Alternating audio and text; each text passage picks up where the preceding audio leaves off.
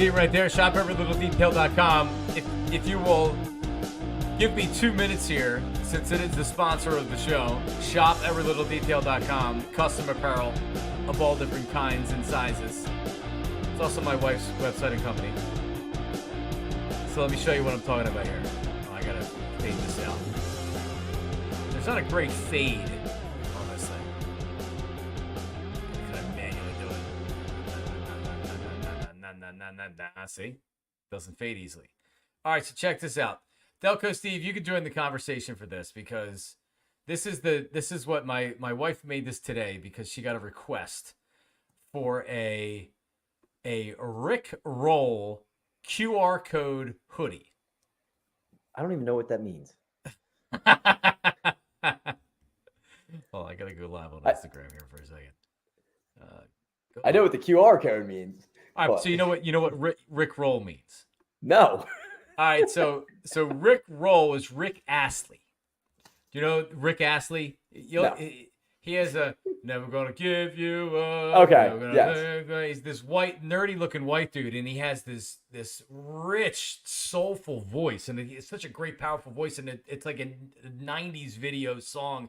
I don't think he had another hit other than that, but he's kind of like a cult hero, or yeah. There's a lot of weird people that like Rick Astley. So this whole Rick Roll thing became, I don't even, maybe it's even like 10, 20 years old. So. Yeah, let me bring up the picture. So this is like a 12-year-old or a 13-year-old kid. The mom messaged my wife and was like, "Can you make this?" And she's like, "Yeah, of course I can make it. I would do it here, but I think it'd be flagged for copyright stuff." But hold on, let me show you the picture because I was wearing it earlier. The hell, is it right? All right, here it is. Right. So that's me right there. I know I'm handsome. So the QR code. Look at you model. If you scan that, the song pops up. The YouTube song pops up, right? So my wife can make these very easily at a pretty affordable price, and it doesn't have to be Rick Astley. It can be anything. It can be your favorite song. It can be your business card. It could literally be anything. It's a great anniversary present or a birthday present. Get your, I don't know, if there's something that's important to your wife or your husband or your girlfriend or whatever, get the QR code on there. Boom, they hit it on the phone. A lot of people are doing this kind of as like icebreakers, and there's a lot of other people that are maybe getting it as big on a sweatshirt like this, but are getting it on their work shirts so people can just take the QR code and bam, takes them right to their business card or whatever. Have you seen the tattoo ones? They're nutty. No, I haven't. There's like Spotify like stream ones, like you really? You go up and scan it pops up on Spotify, and like same thing with yours. Dude, those artists got to be so talented to be able to pull those off. Yeah, no doubt. Yep. So there you go. So shopeverylittledetail.com. Follow on Instagram, and you can let me see. You can. Where's that thing right there? You can DM her on Instagram because I know she's putting up something on the website, but like what? I didn't even realize you were rocking the sweatshirt right now. Yeah, I have it on right now. I took the picture a couple minutes ago. Well, she got this request this afternoon, and I was like, I never heard of it. So then I Googled it, and I'm like, that's amazing. That's a great idea. Some restaurants will have their menu, like they'll have the servers wear the shirt. So you just have to scan the QR code on the server's shirt, and it brings up the menu or brings up the drink menu or whatever, which is very cool. Can you get one with a QR code that brings right up to your Nick Foles back tattoo, as Vince? I'm sure I could. Or you could just Google it, see how disgusting it is. Well, see, you probably have a calf tattoo. Do you have a calf? I do not. I have no calf tattoos. I got a couple on my back and a couple on my arms. That's it. What do you got? Barbed wire? Yeah, you got me. Right, nice band right above my elbow. Right between your shoulder and your bicep, right? Yep, exactly. You got me. You got me pegged. All right. Well, there you go. So anyway, if you want to check out the QR code, you can. I don't even know if she may have something up on her site right now, but she was working feverishly to put it up there. But anyway. Yeah, it actually is up there. Custom QR code shirt. Shopeverylittledetail.com. I'll post the link coming up here in a little bit. All right, so we have as the Eagles turn, Delco Steve, and we'll get to some other fun stuff here. I promise not to be as angry tonight at Adam Schefter. Bill Colarulo, who is kind of a newcomer in Philly media. He's going to join us coming up here in about 10 minutes or so. He is the new weekend morning guy at 97.5 The Fanatic. He's been doing stuff for Jacob Media for a while now. He does the Daily Show at 10 a.m., Philly Sports Power Hour, but he just in the last few weeks has started doing the weekend at The Fanatic. So Bill's going to join us. He's a great Instagram follow. He puts out videos all the time with it. So we'll talk to him about all these things right here. But I thought it was very interesting today. And you knew Carton was going to come back out and say something, because this is a way now, like, he's like, hey, like, Eagles fans are mad, so they maybe are tuning in or whatever. But Howard Eskin joined the WIP morning show this morning. And I wanted to hear what Howard had to say about it, because as much as some people will say Howard's a shill for the Eagles and blah, blah, blah, blah, blah, Howard also came on the radio and said Alshon Jeffrey was the leak of the stories that were out there when asked. Howard also was not happy with Jalen Hurts last year with the way he acted at press conferences and things like that. He thought that he has to give more to the fans and the media, and he shared these things. So I get it. The way Howard treats the Eagles as opposed to the Phillies or the Sixers is certainly different, but it doesn't mean that he's a total lapdog for the organization. So I was curious to hear what Howard was going to say, and we have it right here. They're asking about the Craig Carton report. They're asking about the Jalen Hurts stuff. Here's Howard Eskin on the WIP Morning Show this morning. Or what it doesn't mean. Okay, here's what I heard, what he was trying to imply. It's a total exaggeration. I mean, this is what happens in the world, and everybody starts reporting it like, oh, yeah, it's just the world's coming to an end here. It was a total exaggeration. What has occurred in that situation, I believe, what he's trying to imply is Jason or Jalen Hurts, we know his personality's it's got to take a step up. I don't know how you change that. I mean, it was the same personality when they got to the Super Bowl, but when they're not playing well, you try to find reasons. So a few players have talked to Jalen Hurts about, hey, listen, you got to connect more. You got to be more emotional on the sidelines. You got to be more part of us. And a few players have done that. The one player that's probably more, I think the word demonstrative is probably too much of implying what's going on, was Fletcher Cox. Fletcher's a stern guy, and he was not happy with his emotion, but so other players were the same way. And he talked to him a little bit. Hold on, Howard. You said Fletcher was not happy with whose emotion? Jalen Hurts' emotion on the sidelines, and his connection, or his lack of emotion. And his personality and his connection with his teammates. Okay. So Fletcher is the guy, and this is why this makes sense from what I've been told. Craig Carton said he's going to be I'll use the word prominent player that may not be with the team next year because of this. Well, Fletcher Cox has basically already said he's done. All right. And he said that he cleaned out his locker. He said that at the end of the year. So Craig's going to say, well, I told you a player wasn't coming back. It was not a fight. It was not a screaming match. It was not any of those things. And he's just one of the players that has talked to him, but he does it in I'll use the word sterner fashion. Come on, Jalen, you got to be more emotional, connect more with the guys. And other people from the team have talked to Jalen Hurts about that. Now, let's be clear. So that's the team was not good enough. That's Howard, if you could stop that there, Steve. Yeah, I mean, again, if we focus less on the way that Craig Carton presented what was going on with the Eagles and exactly what was going on, right? He led you to believe that there was something salacious and someone was messing around with somebody else's girlfriend or husband or wife, whatever, right? So the way he presented it really took away from what he was saying, which was there's a problem in the Eagles locker room and I don't believe that it can be fixed. If he would have just said that, people may still would have said, well, what do you know, Craig Carton? You went to jail. Howard's essentially confirming that. He didn't say it can't be fixed. But again, if Fletcher Cox is going to, and Howard is saying this, if Fletcher Cox had a problem with the way Jalen Hurts was acting on the sidelines and was stern about it, had a stern talking to, and Fletcher's teammates were saying the same thing, and people in the Eagles organization were saying the same thing, then it was obviously a problem. The whole Derek Gunn tweet yesterday where it said that, like the contract and the pulling in the different directions and all this other stuff, this all goes to there being an issue with the quarterback and his teammates. That's what it goes down to. And you know what that means? That it's a divided locker room. And I look at A.J. Brown and I say A.J. Brown, to me, is pretty clear that he was on the other side of this Jalen Hurts thing. So it was, what, 3/4 of the team or what? That created division. That's how you go from 10-1 and the best team in the NFL to you lose to the Bucs and you get smoked by the Bucs in the playoffs, and you lose to the Giants, you lose to the Cardinals in playoff-type situations. That's what happens. Now, here's the good news. I think Jalen Hurts is smart enough to know that he needs to work on some of these things. And ultimately, I think Jalen is a good guy, but I don't know what happened to him last year. And I can just speak from my experience with Jalen, which is very limited. I've interviewed him 3 times, maybe 4 times, but there was one time in person at training camp the year before he had the breakout year. So they went to the playoffs, they lost to Tampa Bay. So it was before the year they went to the Super Bowl. And Ike and I, we went to training camp. They got us like a conference room. We hooked up mics or whatever. We recorded an interview, and he was very good. He opened up.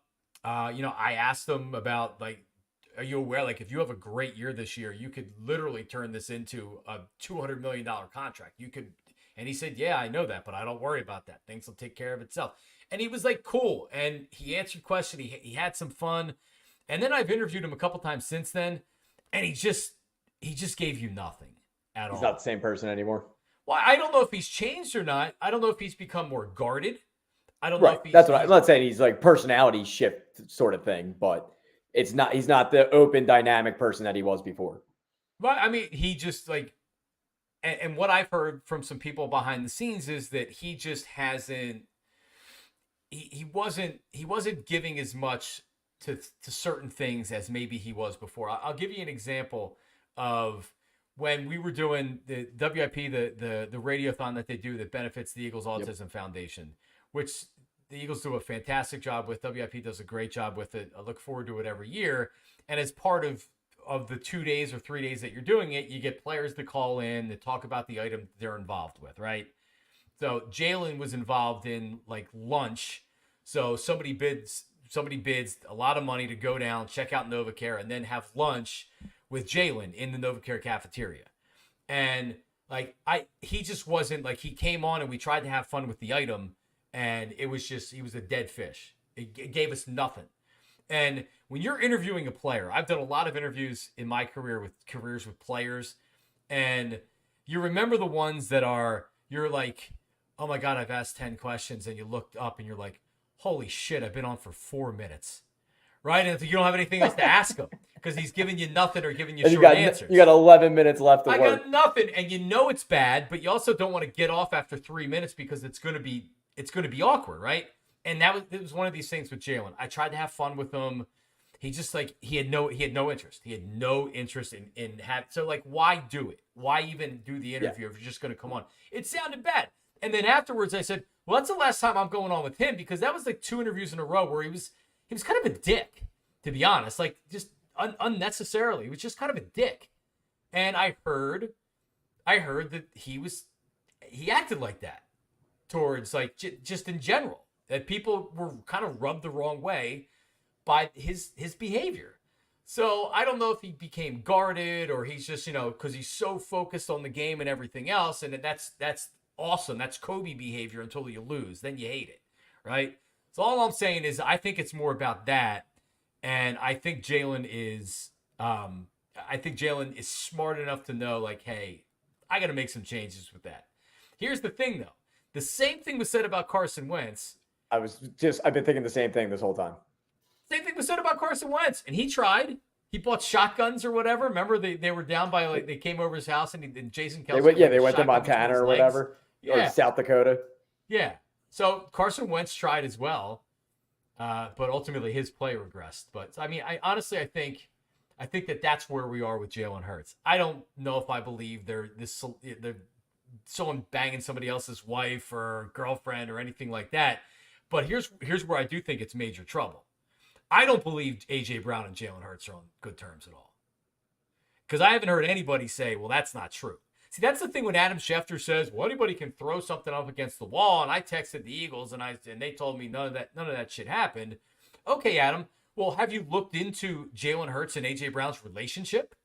Is their relationship sound? Have you went back and listened to some of the sound bites from veteran players that talked about leaks from A.J. Brown, from Jalen Hurts? Have you heard them talk about each other or defend each other at all?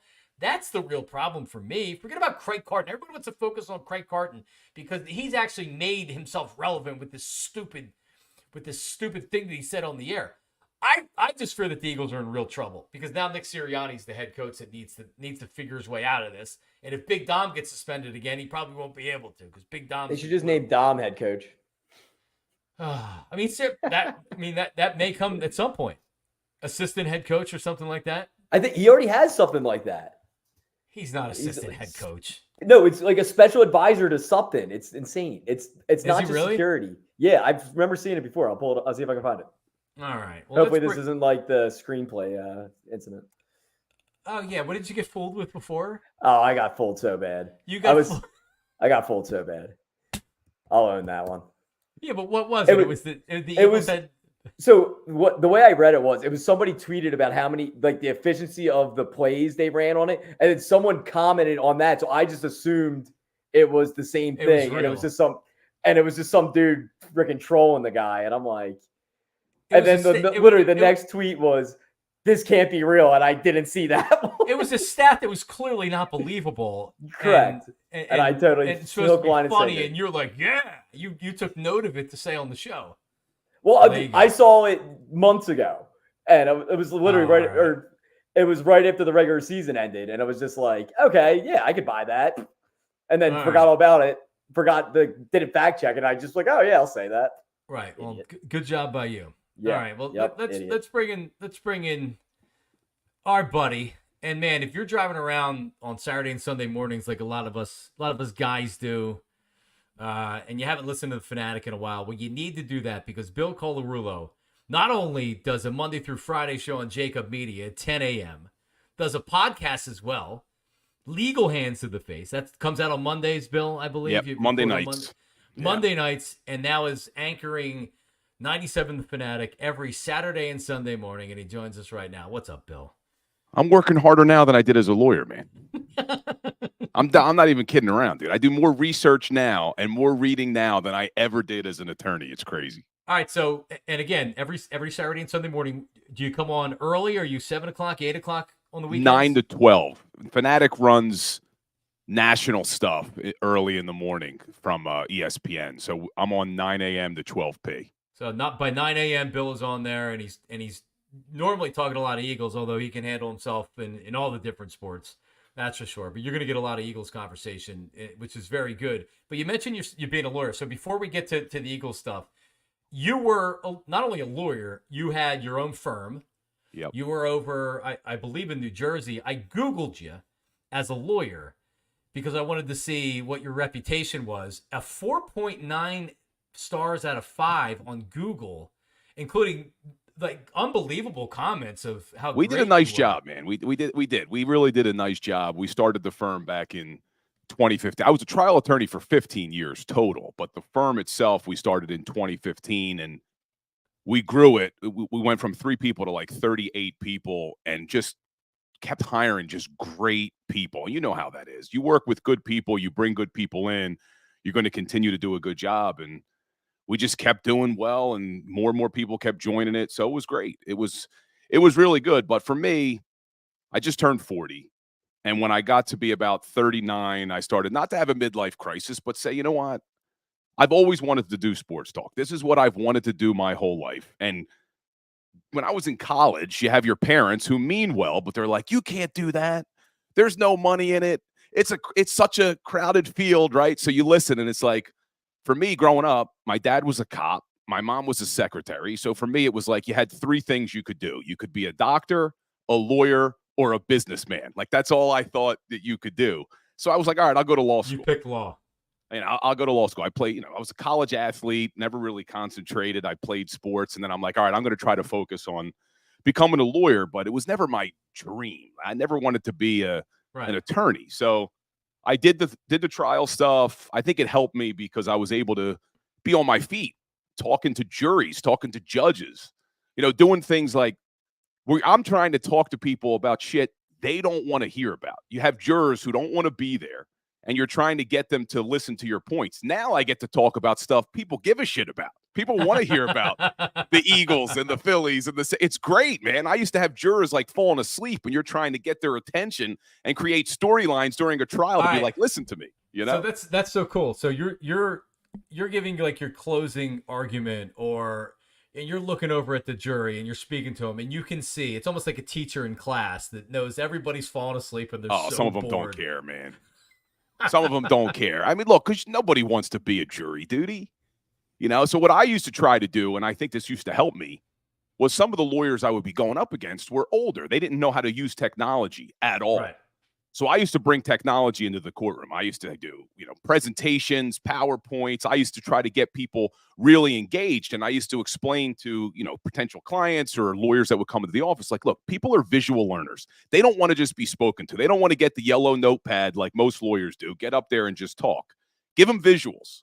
Right. Let them watch. Make them feel like they're sitting there on their own iPad. So we used to have success at trials, but towards the end, I started to become more of like a CEO and a lot of just running the office and making money. Yeah, did a lot of marketing, a lot of social media stuff, and then I was messing around doing an Eagles podcast a couple of years ago. And you get people like, you know what, you're pretty good at this. You're pretty good at this. So I made the decision a year ago. I said to my fiance, I said, I'm going all in on Philly Sports Talk. I said, I know I'm crazy. I'm just going to post content every single day. I'm going to post content every day. And if I'm no closer to being on the radio or being on any of these shows in 5 years, I'll give up. And, thankfully it's been a little over a year now and, doing some good things with Jacob, now getting an opportunity with 97.5. And look, I'm not just saying this. I can't thank you enough. You've always given me good advice, and there's a lot of people in the industry who I know are not easy to talk to, but there are people like you who have been helpful along the way. Well, I appreciate that. You certainly deserve it. And I see you as a rising star in this business. Yeah, I mean, you essentially bet on yourself. And I always believe this, right? Like I left WIP and a lot of people, and they still say to me, man, that takes a lot of balls to do it. I mean, not, I don't see it like that, right? Like I just see it as kind of a next journey in my life, and wherever I'm going to end up, I'm going to end up. And I'm kind of excited for the journey. And the fact that you kind of like that just said, hey, you know what? I'm going to leave. I'm going to go pursue this. And you gave yourself 5 years to do it. So 1 year in, you're already looking pretty good right here. Dude, man, it's a lot of work. It really is a lot of work. And, I think not that I underestimated it, and I love every second of it, but it's not as easy as I think some people, you just go and you talk sports. Because, like, I did a lot of social media stuff for my law firm, but you could plan out your social calendar for weeks because there was nothing that needed immediate attention. Right. We're less than 12-hour news cycle if we're lucky, so it's constantly, you can't turn away from your phone. You got to be on Twitter constantly. You have to know what's going on with every single major sport in the city at all times. I love it, but I could see where some people get burned out. Oh yeah, for sure. But I'm sure you got burned out practicing law. I mean, you have long days and long weeks and long hours. Clients are tough, man. I mean, clients can be tough. Look, and we did a lot. We had a lot of clients. So, you have 99% of your clients are great, just like callers, right? 99% of them are great, but you get that 1% that just give you so many headaches. So, yeah, it burns you out a little bit too. But this stuff I love, man. It's a passion. I'm enjoying it. I see people talking about the yellow notepad like Ray Diddy. I'm the same way. I got my yellow notepad, man. I got all my notes constantly. People make fun of me, but I do tons of research. I want to make. I'm trying to earn my credibility. I use, if you can bring it up here, I use a notepad. I can't prepare, and I've never been able to for the radio. I have to have something written in front of me because I doodle and I put stuff in sections. I almost like section off a piece of paper, and I have different stuff on the right hand side and some stuff on the left hand side. But I do actually have I have kind of like a rundown of things I want to make sure that I grab, that I type, just so I can look at it as I'm right here. But I mean, I'm right there with you. All right, so couple things to hit with the Eagles. First of all, what is your sense with the Craig Carton story? And I think that the biggest issue that I have with Craig, or the people that have with Craig, is the way he presented it. And, leaving out the details is one thing, but leading you to believe that somebody was banging somebody else's girlfriend or wife, like, it's ridiculous. I get it. But the thing I tried to focus on was what more or less what Craig Carton's saying is that the Eagles locker room's broken and he doesn't believe it can be fixed. Howard came on today and he had said something specifically about Fletcher Cox and veterans in the locker room that had an issue with Jalen's demeanor and his behavior specifically on the sidelines. What is your read on the situation, and do you believe this is a big deal? Yeah, I agree with you about Carton. My problem with his report was that he was insinuating that it was a lot worse and it was something that none of us knew what was going on, and people started assuming, somebody's sleeping with somebody's wife, something's going on. And I reached out immediately to people at the Eagles, and they shot it right down like he's full of shit. But what he did say, and he came out a little bit today and tried to almost backpedal a little bit, citing kind of what Howard said too. That's not a shock, though. This isn't new. Joe Santoliquito did an article, over a month ago now, about how some people in that locker room said Jalen Hurts changed after he got his big contract. He became a little bit more guarded. And we could even go back to Jeff McClain wrote an article about this midway through the season saying they want Jalen to be a better leader. And I reached out to people at the Eagles back then and said, is there any truth to this? And what I was told was he's a great kid, but yes, there is some truth to it. He needs to be more vocal and he needs to have more fun with his teammates. So I don't think what Carton said today is a shock to anybody. Yesterday that was my problem with it. He was kind of trying to insinuate that there was something going on that I don't think was going on. But is there a problem with Jalen's leadership style? I think now we've heard this at least three or four times. Yes, it's coming out a lot. But the good news is, I know a lot of people are trying to make the parallels to Carson Wentz. Even in the Santoliquito article on Bleeding Green Nation, and I had Santoliquito on my show when he wrote the article, is he wanted to make it clear that this was not a Carson Wentz situation, that every person he spoke to in that locker room even went out of their way to say he's not like the other guy. The other guy would get knocked down, and he would blame everybody else for why he got knocked down. Jalen's going to get knocked down, and he's going to get himself back up without asking for help. That's the problem they saw with Jalen is, hey, listen, be better, be more involved with your teammates, not necessarily blaming people like Carson was. So I'm not concerned about Jalen. And look. What about Jalen and A.J. Brown? Because I'm just I heard you saying that. Yeah, I heard you saying that before I came on.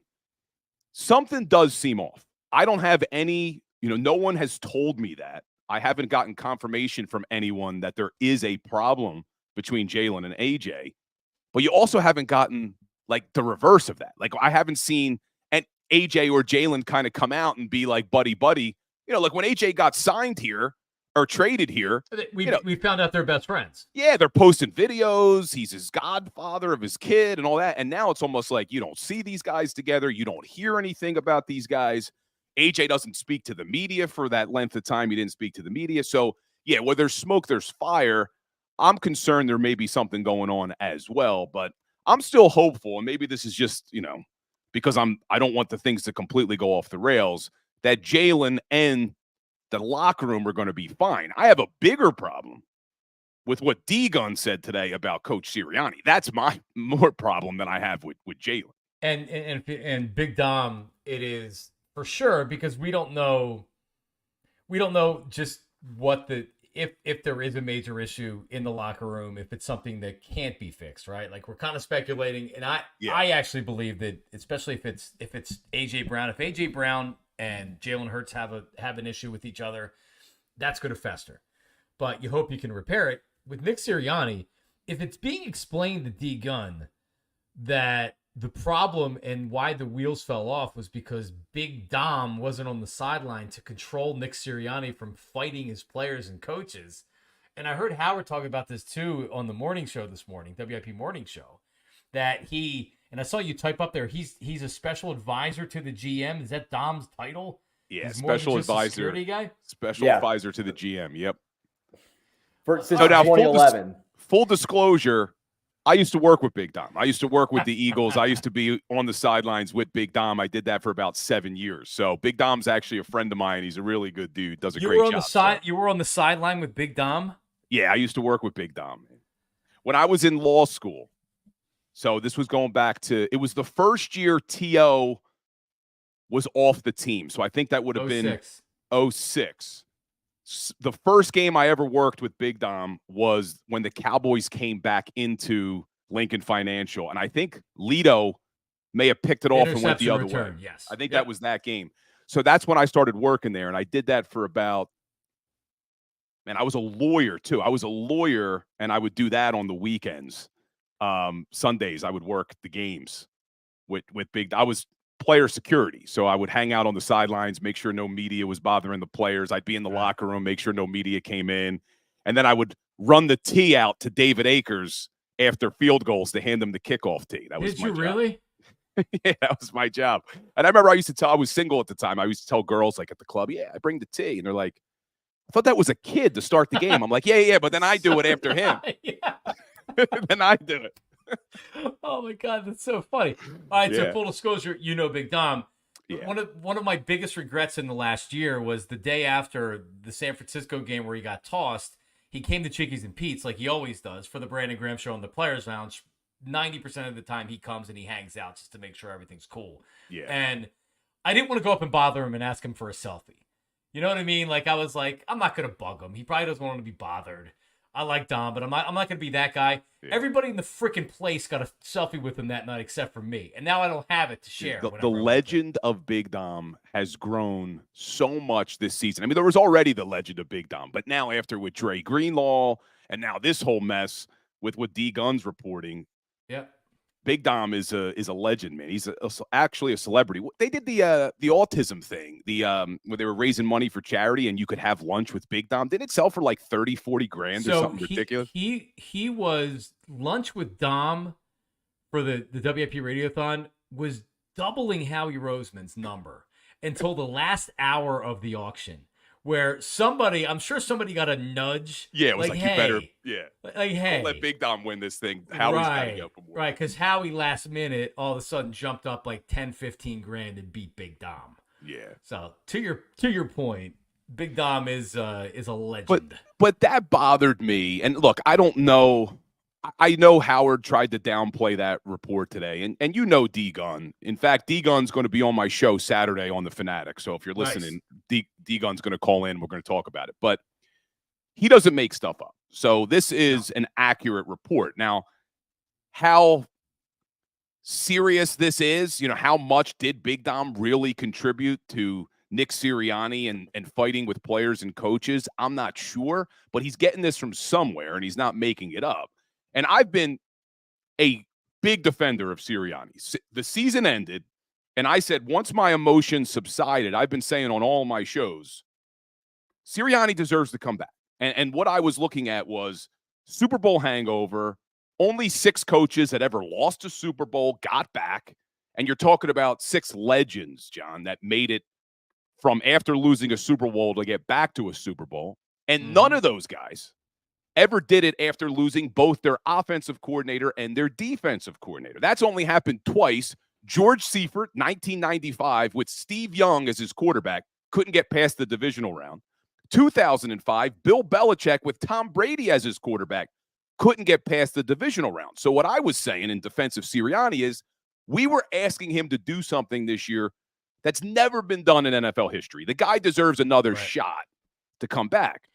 And I still don't want him fired, but you hear a story like this, and he's a grown man who's the head coach of the Philadelphia Eagles, who's supposed to be a CEO coach. His job is supposed to keep the emotions down. He's supposed to be the guy that knows when to yell or scream or keep people calm. And he needs a guy to help him with that. Yeah, that to me was like, you got to be kidding me. And I know, Howard today trying to downplay it, saying people are overreacting. But when you have a coach who's a CEO coach and you're saying you need your head of security to be the guy calming you down, to me, that's a problem. Well, listen, Dom could very well be Nick's right-hand man and glue for him being over there, right? Like, I'm not telling you that it wasn't a loss for the team, but like, come on, let's stop being silly here. if Big Dom being suspended cost this team their season, like that's a problem. This is a problem. Nick Sirianni's a problem. To your point, Bill, I mean, and I agree with you that I don't even need to try to figure it out. I don't even need to try to explain it or say this is why I should keep his job. Nick Sirianni earned another year based on what he did so far in his Eagles career. Yeah. And also fought for his job, right? Like Doug Peterson, a lot of people in those say Doug was more or less so burnt out by the job and by the season that he didn't really fight for it. He said, all right, well, Press Taylor's my offensive coordinator and Matt Burke's my defensive coordinator. That was his plan presented to Jeffrey Lurie. Nick Sirianni came out and was like, no, like, this is what we can do. This is what we can do. This is what we can do. He wanted feedback. He's very much working in unison with the front office. He's trying to save his job, right? Yeah. So I think that bought him one more year. But what does he have to do this year to keep his job, right? Because everybody's asking, well, what exactly is he doing? If he's not even being the CEO type because Big Dom's suspended, like you would say, what exactly is he doing on the sideline? Yeah, and I'm still hopeful though that what they've done with the coaching staff is going to work this season, because you look at last year and you went into this season again, Super Bowl hangover, but then you brought in two coordinators who had a combined 1 year of experience. So now with Kellen Moore running the offense, who we could talk about, I'm really high on that choice, and Vic Fangio, who's been a defense coordinator for 20 years. It should be a lot easier for Nick Sirianni this year. And I think I heard you mention this yesterday on your show, and I've said this before as well. The one thing that Sirianni has done well throughout his 3 years in the NFL, his in-game decisions are usually spot on. Yep. When he goes for it on fourth down, it's usually the right decision. You're never left scratching your head saying, what Dan Campbell did in the NFC Championship game, saying, what the hell is he doing? I also go back to two plays. One was the NFC Championship game last year on the Devontae Smith catch on the sidelines where he gets up, he starts signaling because he didn't catch it. They get up to the line, they snap it before they could challenge. They did it again this past year early on against the Washington Commanders. To me, that's good coaching, man. You're practicing that, and that's good stuff in games. So with Nick Sirianni really just being a game manager, CEO type guy, up until this morning, I was feeling really good about, hey, well, you got Moore calling the offense, Fangio calling the defense, you got Sirianni being the in-game decision guy and keeping everybody under control. Made me a little bit nervous with Big Dom, but I'm hoping, hey, maybe that's just that story's a little bit overblown. That's what I'm hanging my hat on. All right, you believe Jalen Hurts is still an elite type quarterback this year? This year makes you even not as good as last year, but you still believe after this year that Jalen Hurts is 100%, man, 100%. And I've been saying this. I did a tweet early in the week where I did my NFC quarterback rankings, and it went nuts. I got some people who were really agreeing with me. I got a lot of people who were coming after me. But first of all, I think you look at Jalen Hurts and this season, and I'm sure the contract was a distraction and all that. This was a horrible offensive game plan, horrible game planning, horrible schemes, the passing game, the route concepts, what you were asking this guy to do. To me, it was almost a miracle that he had as good of a season as he did when you look at some of the in-game decisions from the offensive coordinator with the play calling and the play designs. And what I keep going to is you go to 2022 with Shane Steichen as your offensive coordinator, with pretty much the same offensive personnel. You were top 5 in the league in average yards after catch. That's designing plays. That's getting the ball to your playmakers in space, allowing them to pick up the yak everybody loves. You come into this season with really an upgrade in that department because you kept all of your other guys and you replaced Miles Sanders with DeAndre Swift, who's a better receiver out of the backfield, and you dropped to 25th in the league in average yards after catch. To me, that is all play design. So when you give this guy a real offensive coordinator who's called plays for a number 1 offense in the league, I think everybody who hates on Jalen Hurts is going to eat their words next year, because I'm expecting him to bounce back in a big way. And one more thing, John, when we look at his numbers for the year, I know things didn't end well. Nobody liked the way the season ended. 12 weeks into the season, he was the odds-on favorite to win the MVP. I mean, this wasn't like it was an absolute dumpster fire of a season for Jalen Hurts. Well, Turnovers were a problem. But I don't think it was as bad in light of what he was dealing with on offense.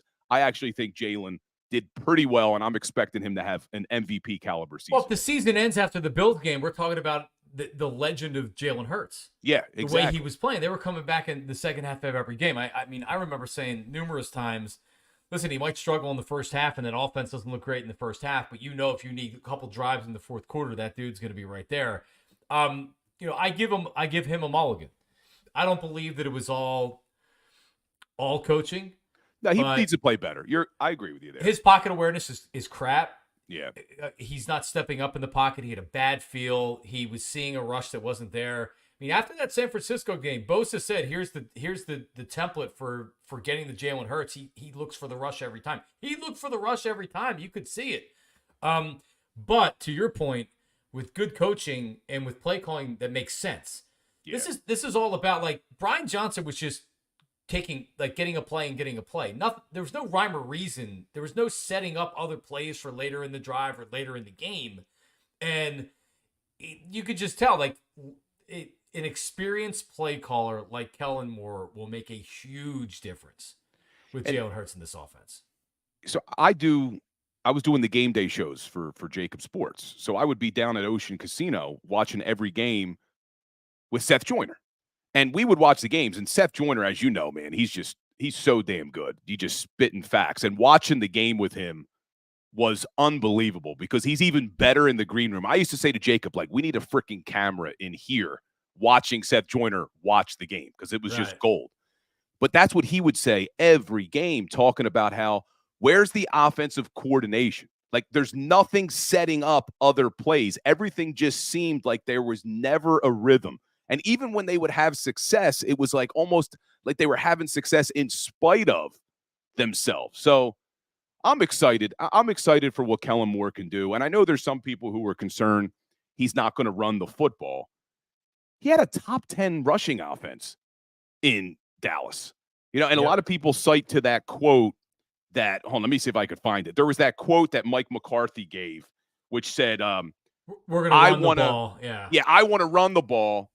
And Kellen wants to light up the damn scoreboard.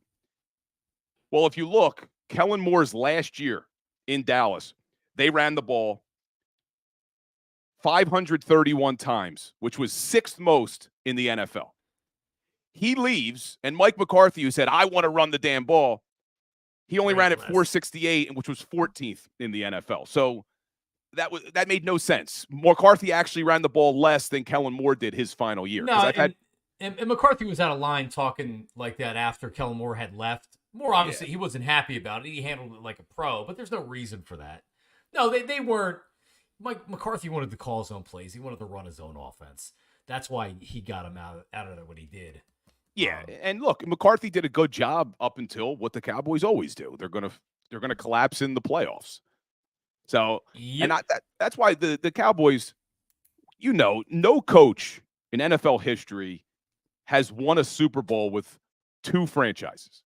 And I highly, highly doubt it's going to be Mike McCarthy and the Dallas Cowboys to be the first team to ever do that, first coach to ever do that. So that's another reason I'm feeling good about this season, where I've been telling people, look, they got to do a lot, and we could talk about it. They got to do a lot on the defensive side of the ball. But you look at the offense, you look at the new coaching staff, and you look at the competition, there's a lot of good things going for the Eagles if we can cut the drama out, if we can get rid of all this bullshit that distracts you. I'm not worried about the 49ers. I think they're going to have the same Super Bowl hangover they had back after Super Bowl 54. I know they had some injuries there, but they went 6-10 the year after they blew a 10-point lead that year. They just knee-jerked and fired their defensive coordinator. They're very close to being in salary cap hell. Brandon Ayuk already chatter. He wants out. Yeah. So I'm not worried about them. We know there's no repeat champs in the NFC East, so you don't have to worry about Dallas. So I think the Eagles got a good shot next year. Well, there you have it. Bill Colarulo, 4.9 stars out of 5 That's 444 Google reviews, by the way. And I would say based on It doesn't mean you're good at sports talk, though. It doesn't Well, mean you're good at sports talk. But the reviews on the comment board right here is that you're very good at sports talk, and people are going to be tuning into the Fanatic 9 a.m. on Saturday, 9 a.m. on Sunday. Jacob Media, which you can find right there on YouTube. Just Google it, or you should follow Bill on all of his socials right there. 10 a.m. I'm trying to be the best. I'm trying to be the best now that the best is no longer on the radio. Who's that, Angelo? That's He you, retired? my friend. Well, listen. I used to listen to you every day, my brother. Well, I appreciate that. And I will be listening to you on Saturday morning. Because listen, you break it down, man. I like talking about the Eagles, but I just like when you're on the show, it's like, all right, just let them go. Yeah, Let 'em sorry, go. man. I know sometimes I keep going. You're like everything you're saying. The one thing with Hurts is that he definitely gets a mulligan for me based on everything that happened last year. But the antennas are up a little bit, right? Yeah, you definitely have more concern now. But what I said, and I actually did a video today on my social about this, is what bothers me about the Hurts haters, though, is you say, look at 2022. And they say, oh, well, that was only 1 year. And then you go, well, 2023 was only 1 year. So they like to look at 2023 and say, see, he stinks. Right. But yet, if you cite to the one season where he was unbelievable, it's, oh, that was only one season. Listen, man, NFL defensive coordinators, they're not stupid. They spend all off season. How can we defend this guy? And sometimes it happens in the middle of a season where it's like, wow, that worked. Remember the Patriots? Remember what the Eagles gave the league the template to beat the Patriots the year they were undefeated. Yep. They ended up losing the game because A.J. Philly was the quarterback. I think it was A.J. Philly was the quarterback. They ended up losing the game, but teams all season long that year were scared of Tom Brady, and because they were running the score up on people, and teams were afraid. The Eagles went right after him. Yeah. And they said, let's hit him. Giants did the same thing in that Super Bowl. So once a defense gives a template to beat somebody from that San Francisco game on, they just blitzed the hell out of the Eagles, and they really had no answer for it. Now they have to adjust. Now it's up to them to adjust. You know, Vic Fangio did the same thing when he was the DC. I can't remember if it was Denver or Chicago, but the year the LA Rams went to the Super Bowl and Sean McVay's offense was like unstoppable, Fangio put out the blueprint how to stop it.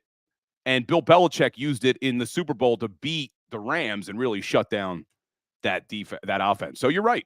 But now we got to see, can they pivot? And I appreciate all the people following. I'll give you guys follow backs when I get on Twitter after this, or X, whatever the hell you call it. You go team follow back? Oh, Bill, you're sometimes a nice guy, I just see people asking for it. Yeah. All right. Well, listen, 10 a.m. tomorrow. Check him out for Philly Sports Power Hour, and then on the weekends on 97.5 The Fanatic. Thanks, Bill. Talk to you. Yeah, buddy. keep doing your thing, man. I enjoy this show, John. Thanks, Bill. All Thanks for buddy. having me, brother. I'll talk to you. There he is.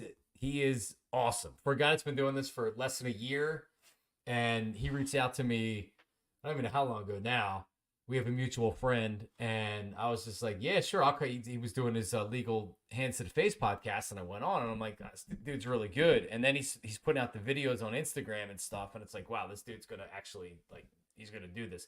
You can tell there's a lot of people that want to do this, and I've been fortunate enough to be able to do it.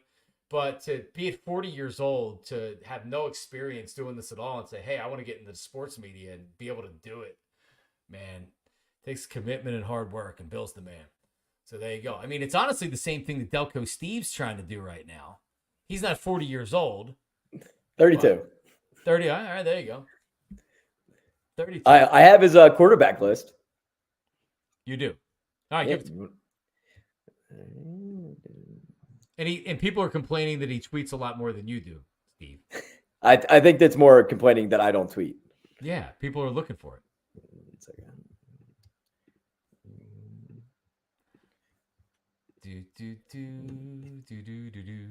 There's some dreadful quarterbacks in the NFC. That's what I take away from this. So before the season, I did this. I remember doing it on national radio as well because people wanted to fight with me about it. It was before the season. I had Dak Prescott as the number 2 ranked quarterback in the NFC, and people were like, "Yeah, we put him at 2," and it's like it's only because the NFC sucks, right? Like Kirk Cousins was a top 5 quarterback in the NFC before the season, right? I'm a Kirk Cousins apologist, man. I think he gets a bad rap. Well, it's because but like Kirk Cousins he's not dumpster juice. I wouldn't want him as the quarterback of my teams. I'm not going to win anything with him. But if I was a Washington Commander or a Raiders or something like that, sure, I'd have Kirk Cousins as the quarterback. All right, so here's Bill's rankings: Hurts, Goff, Jordan Love, Dak Prescott, Brock Purdy. So this is postseason. Stafford 6. I really like Jordan Love. I like Jordan Love a lot. I really like Jordan Love's potential, and he's not consistent enough to where you can say that he's there. But as far he as got consistent down the stretch. That's he's good. Like he popped in the beginning and then he regressed a little bit. He did, but down the stretch he put it together, and obviously that's why they made a run. And they should have beat the 49ers in that game. Yeah, no, they should. Like, honestly, it was one of my, not to give myself a Barry Horowitz pat on the back, but one of my predictions that actually came true was that the Packers would make the playoffs and that Jordan Love would actually play really well. And it felt like that everybody kind of just gave a sigh of relief with the Aaron Rodgers stuff that was done. Once he left, it's like, all right, well, finally we can move on. And the Packers have done very well with moving from one quarterback to the next. No one knew Aaron Rodgers was going to be Aaron Rodgers until Brett Favre, he finally left. Jordan Love looked great last year. Purdy's always going to get people that say he's more of a game manager than he's the stud quarterback. I would take Purdy. No, we talked about, I would take Purdy over Dak Prescott. I mean, I don't. Am I looking? So the way I try to look at it, numbers. The way I try to look at Purdy is if you flip flopped him. Like if you put Purdy on the Cowboys, does he do what Dak does? Yeah, I think he does. Well, I mean, it's not like the Cowboys don't have a dynamic offense. No, I agree. CeeDee Lamb's a stud. CeeDee Lamb's a better receiver. The 49ers have a better offense. Right, like 49ers have a better play caller. They have a better scheme. They have Christian McCaffrey's one of the best weapons in the league. I love Ayuk. He balances Debo well. Like they have a really dynamic offense. So sure. So here's the question: if Brock Purdy went to the Patriots, if Brock Purdy went to the Jets have talent. The Patriots don't. Does he improve that team? I mean, marginally, maybe the Patriots. Maybe they win 5 games. Jets, I think he improves the Jets. Yes. Yeah. The Jets are a playoff team. I don't think he changes anything at all with the Patriots. I think they'd still be a dumpster. Don't sleep. Right. And I don't know who would go to New England and improve that team. But wasn't that a discussion during the middle of the season? Didn't Orlovsky or somebody say that if you put Mac Jones in Purdy's spot, he'd have the same kind of success Purdy's having right now? Yeah. He did say that. Yeah, Orlovsky did say that. It's like, I don't know if I buy that. No. Here's all I'm saying. Don't sleep on Brock Purdy. Don't sleep on the type of player he is. He didn't play great in the Super Bowl, and it contributed to them losing. No doubt about it. You know what? There's a lot of great quarterbacks that don't play an A game in the Super Bowl. He didn't play a D game. Maybe he played a C game. But he's the only reason they were there. He brought them back in both games against the Packers and the Lions. I didn't leave the Super Bowl. Like when the 49ers lost with Garoppolo, you left that game being like, he's not good enough to win a Super Bowl. He's not it. Yeah, like you gotta upgrade a quarterback, and that's why they drafted Trey Lance, because they tried to upgrade. They got lucky with Purdy. I didn't leave that Super Bowl saying, man, Purdy's not going to be good enough. You need to upgrade from him. Purdy's fine. I think Brock Purdy's really good. But back to Jalen Hurts. It's impossible for me to ignore what Jalen Hurts did in 2022. In particular, how well he improved as a passer and what he did in the playoffs in that Super Bowl. He leaps and bounds. He improved in 2022. He took a step back last year. There's no doubt about it. And I think it's a combination of not trusting the coaching, terrible play calling, and he got to a point by the end of the season where defenses said, we're going to blitz him, and the Eagles coaching staff had no answer, and Jalen Hurts had no answer. And you can't discount the fact that he was probably dinged up too. And there's the injury that was there, and I'll certainly say that contributed to it. But you can't rely on Jalen Hurts to win games with his legs. Sorry. It can be a part of it. what Pat Mahomes does and what you saw him do in the Super Bowl. He doesn't run a lot, but man, when he does, he makes He it runs in count. the games that matters. Man, he did it in the Super Bowl in that final drive against the Eagles. Yep. He had a 20-some yard run, and you saw him do it in this Super Bowl, and there were big reasons why they won the Super Bowl. He won the MVP based on that 22-yard run in the 4th and 1 QB keep on the read option. Won him the game. He won MVP based on those 2 plays. Yep. Those plays won him the game. So Jalen's always going to be a weapon with his legs. I just don't want the frequency because he's going to be injured. If you overuse him in the running game, he's going to be injured. And do you factor the tush push into that? God, now I hate the tush push. I thought. But I'm saying, like, are we talking about what just him open field running, or are the QB sneaks still part of the game for you? I don't think I'm fine with the quarterback sneaks. I don't need him designed runs because the offense is struggling. That's what ended up happening by the end of the season. The offense was struggling and scuffling so bad that Jalen was they were literally using him in the running game, designed runs because they couldn't move the chains. They were struggling to move the chains. So, he has shown he can be a good enough passer, but when everything is so predictable in offense, when the play calling's predictable, when the scheme is blah, they're 32nd out of 32nd in motion on offense. Like, duh, did they ever employ motion? Did they ever use? I mean, it's just terrible. I think you're going to see a noticeable difference with Kellen Moore immediately. Yep, I agree. As a professional offensive coordinator. I wanted Kellen Moore to be the head coach when we hired Nick Sirianni. So he's gotten interviews. He's gotten interviews. All right. We went long with Bill there. I wanted to get to a couple of other things here, Delco Steve. All right. Do we want to hear Carton? You know what? We don't need to hear any more Craig Carton. I'm tired of Craig Carton this week. He's been very irritating. He's just clowning us at this point anyway. No, I know he is. He's trolling us to where it becomes less and less believable what he's saying. It's like, all right, it's not really salacious. You're just saying this shit because you want, you know that we're gonna have a reaction, and then because he actually has been relevant. Because I'm a Craig fan mostly before he got into the trouble and went to jail. I listened to Craig since he was on WIP in the 90s, in the early to mid 90s. Craig's extremely talented, and I love him on radio. The TV stuff, I'm not watching a lot of FS1 at 6 or 7 o'clock. And I'm not it's watching that a style lot of of TV ever. too. Yes. Yeah, it is, right, exactly. I just have very little. It could be anybody. It could be you and I up there, and we'd probably go back and watch it afterwards and be like, God, we suck. Right. Yeah, no, he's making a lot of money doing it. He was doing radio and TV for a while. Yeah, like he's doing his radio show on TV, which is a little bit different. But I for the most part, love Craig. But like I haven't watched his show once, and I haven't thought about him once. So this is probably a good way for him to get back out. All right. So did you see Sixto Sanchez? I know you're a marginal Phillies fan, right? Phillies are 4th on your list, Steve. 3rd for my enjoyment. All right.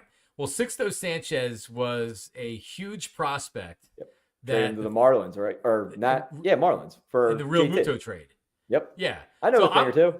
I used to be this guy that always coveted our minor league prospects. Like, oh, you can't trade him. He's going to be a star. And then after watching the Phillies for a lot of years, you realize that a lot of these times these guys don't turn into stars. Or you know what? Like, if you're trading for the right guy, it's okay. Of all the trades that Ruben Amaro made, like, think about for Roy Halladay. They traded these top young prospects. None of them materialized at all. Not one. When they traded Cliff Lee to Seattle, the guys they got back did nothing for the Phillies, right? When the Phillies traded Kurt Schilling, when they traded Scott Rowland, these prospects are just that, prospects. So Sixto Sanchez goes to the Marlins. If you remember, the first year he pitched with them, it was a COVID year. The Marlins made the playoffs, and he was pitching. He started a game in the playoffs, and he was dealing. But he hasn't been healthy. And, I mean, especially in baseball, if you're not taking care of yourself as a pitcher and you start to develop arm problems, that's an issue. Where I said he was a big prospect, he's turned in to a really big prospect. Hold on a second. That's not what I was looking for. Are you saying he got wide? Oh, you're on my page. And John's gone. So Sixto Sanchez, I don't know where he was going with that. All right, I'm back, Duncan. And you're back on the right side. I'm back. Yeah, I like being on the right side for the rest of the show.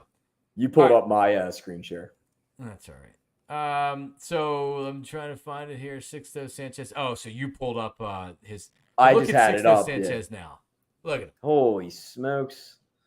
And this dude was skinny as shit. I remember him.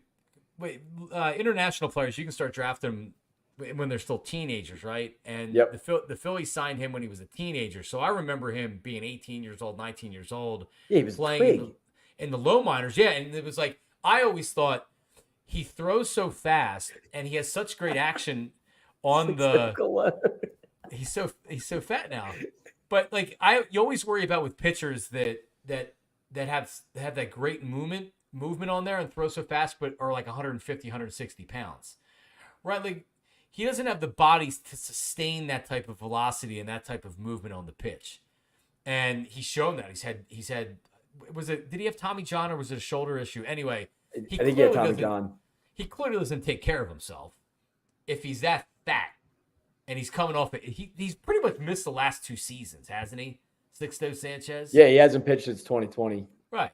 Yeah, so he's missed the last 2 seasons, and that's the way he reports the spring training, where he does look like Bartolo Colon. It's unbelievable. 2020, he pitched 7 games. He had a decent ERA, 3.46, but you know. Well, there you go.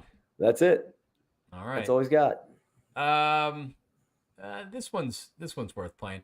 All right, so AI was so you're 32, so you were probably, when AI was in his prime, you were probably a younger dude that was like, yeah, AI.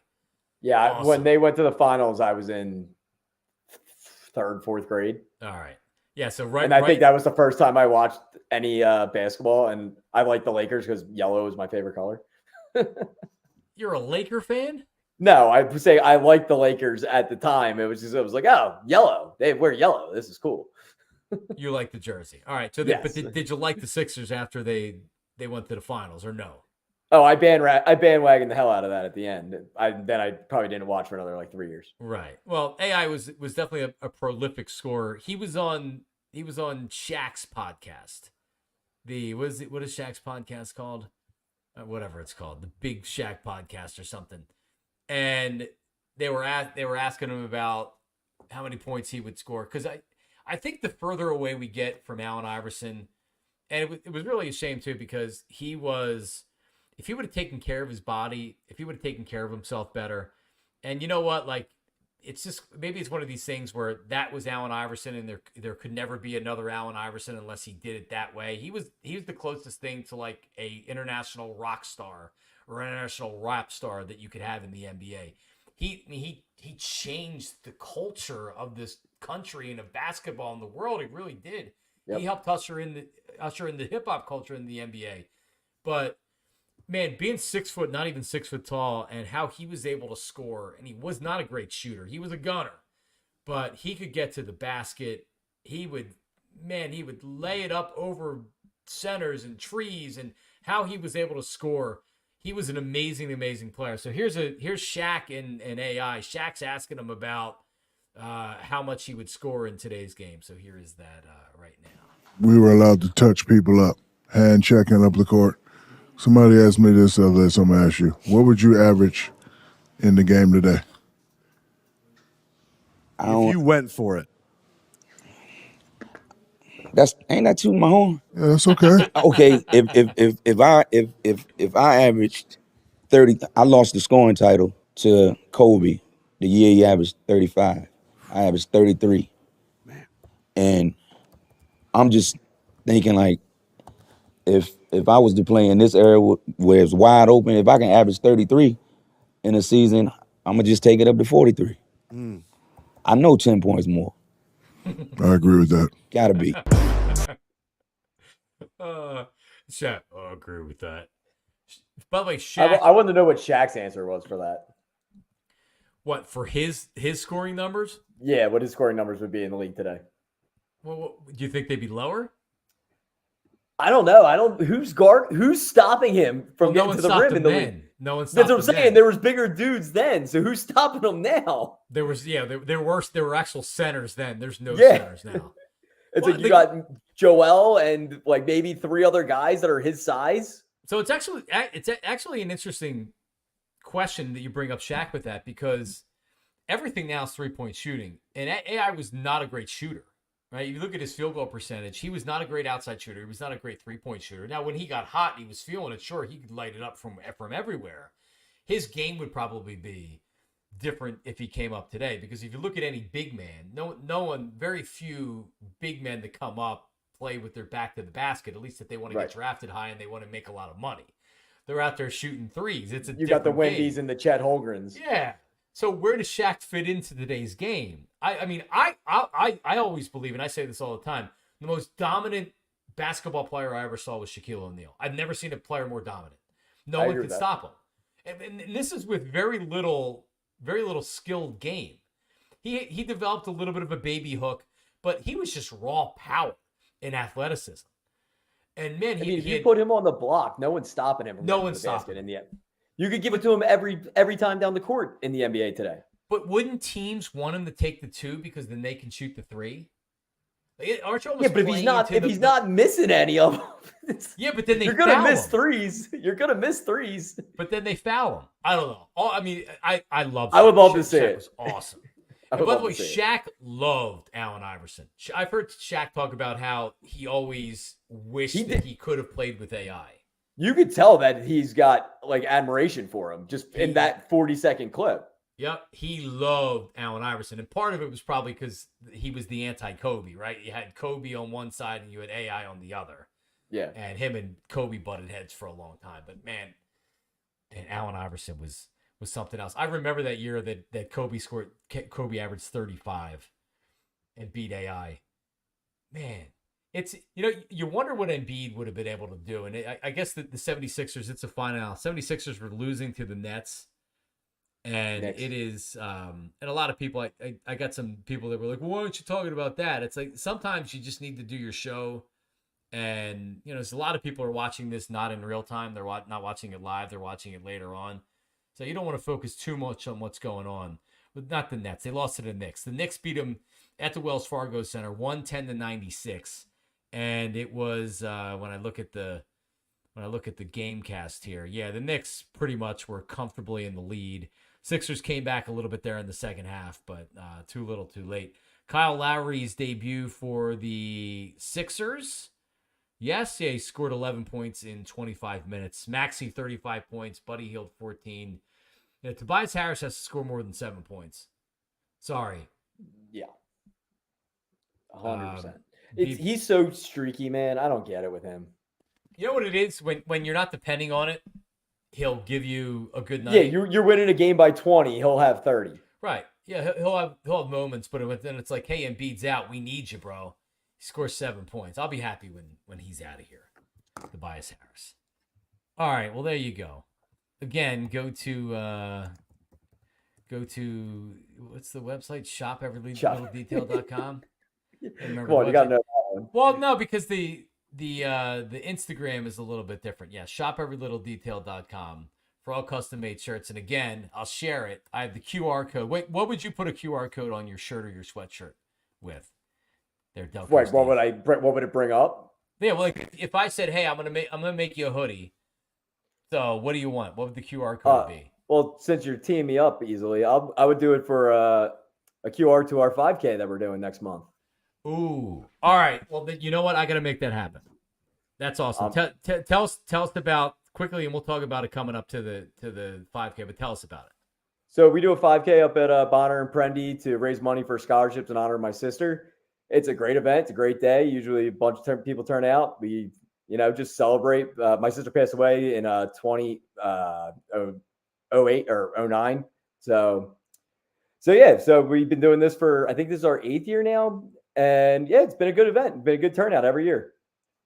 All right, we help a lot of kids get scholarships through actually my grade school at Holy Cross in Springfield and through Bonner and Prendy. Man. All right, well, give me the QR code. We'll definitely and maybe make a bunch of tickets or a bunch of QR code T-shirts. That's a good idea. There we go. All right, yeah. So on this one here, it's Rick Astley. It's a Rick Roll, and I would love to play the song right now, but we would be sued by. We'd be pulled down. Yeah. it would probably be banned in there, but that's what this one is. Because somebody asked my wife, they said, "Hey, can you make my son? He wants a Rick Roll QR code hoodie." And she said, "What is that?" And I said, "I don't friggin' know what it is." And I had to Google it. And I'm like, "Oh, I know what Rick Roll is, but why are you putting the QR code on there?" And if you scan the QR code, then it'll take you right to the Rick Astley song. So anything that you can get QR code, you can get on a shirt, whether it's a business or just trying to make a fashion statement or whatever. So there you go. All right. Delco Steve, tomorrow night's a Friday night. We got to have a Friday night theme to the show. Like Friday We got to night get Yoshi back on Fridays. a Yoshi Friday. Yoshi and Justin Fridays. I enjoyed their segment. It was good. I reached out to who did I reach out to? To Rios from North Philly, and I said, "Yo, got to get you on the show." And he gave me the, whenever you need me, I'm here. So maybe I'll ask Rios. I also got a request to make Herb into a drinking game. So if every time he changes subjects or says okay or listen, drink. There's so many different ways you could go with a Herb drinking game. All right, everybody, remember, subscribe on YouTube at John Marks Media. Also, follow on all platforms at John Marks Media. And if you don't want to see Steve tweet, follow him on Twitter, Gallo3310, or on Instagram, sgallo33. Now, how active are you on Instagram, Steve? I don't see. I'm active on Instagram. I see you do some stuff. You do stories, right? You don't do a. I don't post many. Like to my thread as much, but I do stories, do stuff with my gym. I've been posting stuff for the show, obviously, this week. Started doing that. And, just other random stuff. You post stuff on your gym. What are you doing? Like, you doing squats and stuff and you're taking videos, or what are you talking about? Yep. Squats were, squats was the goal for last year to get the 400-pound squat. So I was working on that one a lot. So had to document. The Nicole Gallo Sunshine and Bubbles.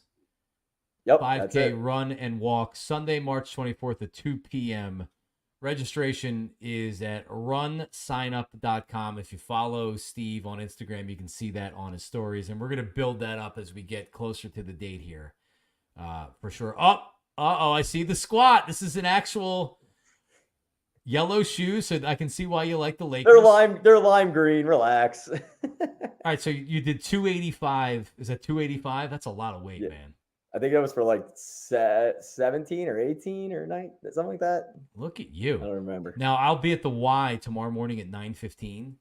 I do a class at the Y. It's called Body Pump. It's called Les Mills Body Pump. And it's an hour-long class. You'll burn 700-800 calories, but it's barbell, dumbbell. You're doing a lot of leg and core work. And you're doing high rep. You're not maxing out on doing biceps and triceps and chest press or whatever. But like you do a lot of reps and stuff.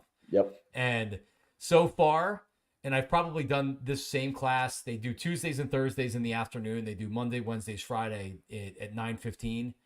And so far, at all the people in my class, there's been one other male in my class, in all the different classes. Our gym is predominantly females for sure. Well, I mean, it's the class though, like the YMCA. Yeah. You don't get it. You get you down there lifting real weights, and you get me. Oh no, this is all this is in a class setting. It's a class setting. Yeah. Yeah. Well, I think there's like 6 guys total that do the classes. Right. Yeah. No, I'm the only. Well, I'm the only heterosexual man that does the class. There was another man, but and did he ask for your number afterwards? He did not, but he's a very nice fellow. And then I would say the average age of the woman is probably 55 or 50, right around that. You'll get some, no young women are in there at all, which is perfectly fine with me because I'm happily married. Just so my wife keep you out of trouble. But I'm just saying, like, it's a lot of older women and me. So at 9:15 tomorrow, if you're wondering what I'm doing, I'm probably doing squats during body pump at the YMCA. So there you go. A lot of reps. All right, dude, get some sleep. I need it. Yeah, me too. We'll talk to everybody tomorrow. Subscribe at John Marks Media. See ya. Peace.